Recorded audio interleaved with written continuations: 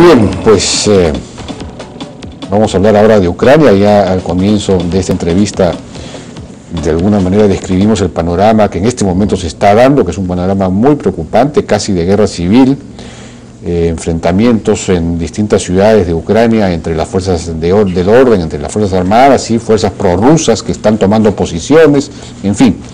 Hay advertencias del lado de Kiev, de la OTAN, esto puede escalar.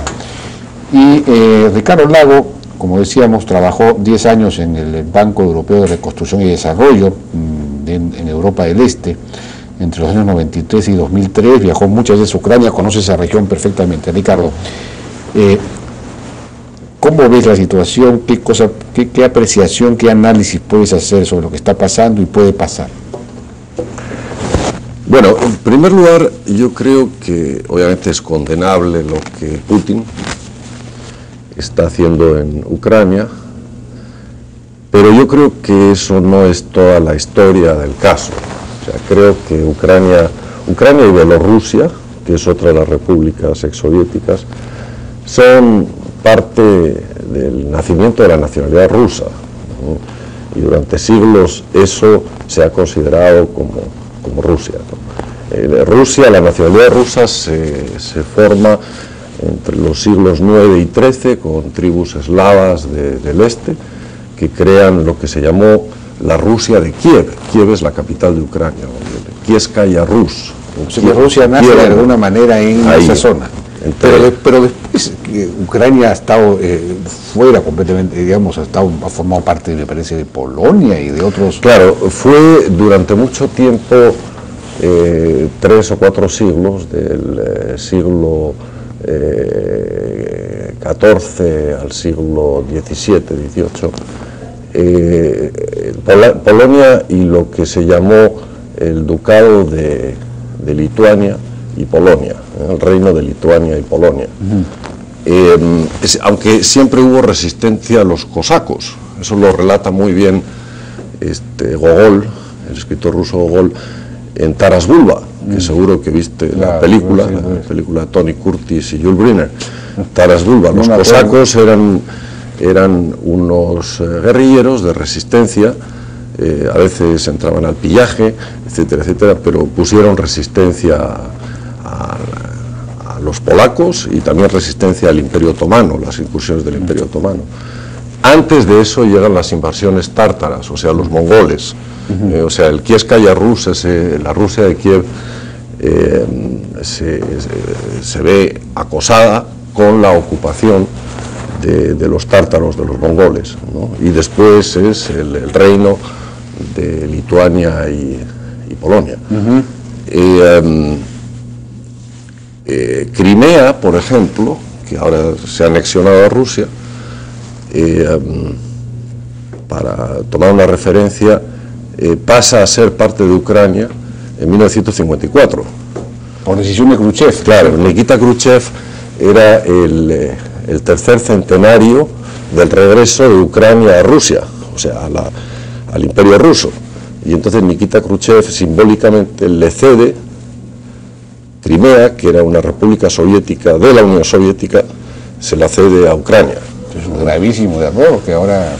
Bueno, pues la realidad es que la parte occidental de Ucrania fue mucho tiempo parte de Polonia, del Imperio Austrohúngaro, 2 siglos fue parte del Imperio Austrohúngaro, y la parte sur y oriental es más rusa. Se habla, la lengua predominante es el ruso, y en el otro lado el idioma predominante es el ucraniano.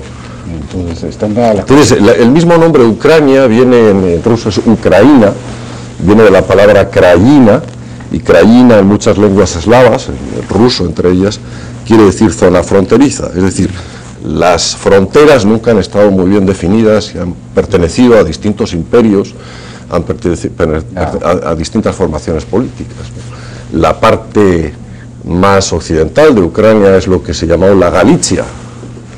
También hay una Galicia y hay unos gallegos que no son los gallegos de España, que son los gallegos ucranianos, ¿no? Y se les llama galicianos, ¿no? Y toda esa parte que son las ciudades de Chernovich, Lviv, Cracovia en algún momento, que era la Galicia occidental, que fue parte de Polonia ahora. Toda esa parte era una zona prominente del Imperio Austrohúngaro durante 200 años, ¿no? Y ahí es donde está el nacionalismo más fuerte, el nacionalismo ucraniano. Claro, sí. Y también movimientos que hubo en la Segunda Guerra Mundial pro-nazis, ¿no?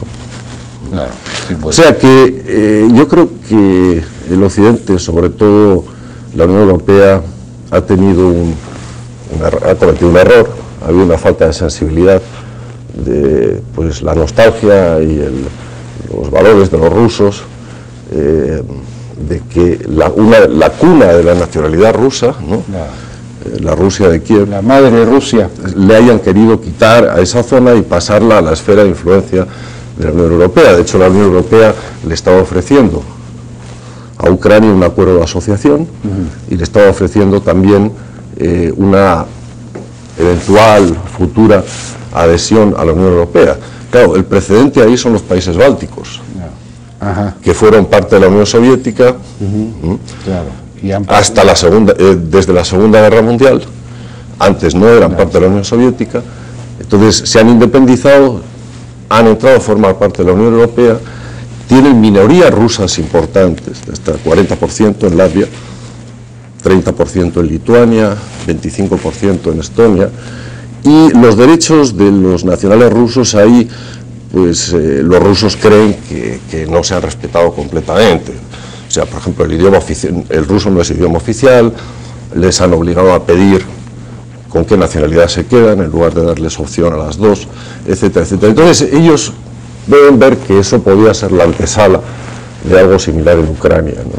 Entonces, esto perjudica al concierto internacional, esto perjudica porque Rusia, de ser un Estado que coopera con el G7, con la Comunidad de las Naciones en conflictos, pasa a ser un Estado díscolo, pasa a ser un Estado rebelde, que en lugar de contribuir a solucionar problemas, pues pone más leña en el fuego, ¿no? ¿En qué estoy pensando? En Siria, en Irán, en Venezuela, etcétera, etcétera. Claro. Además de esa zona, donde yo creo que aprovechando este viaje, aprovechando esta ocasión, pues Putin podría tratar de meter toda la carne en el asador y anexionarse Ucrania y Bielorrusia.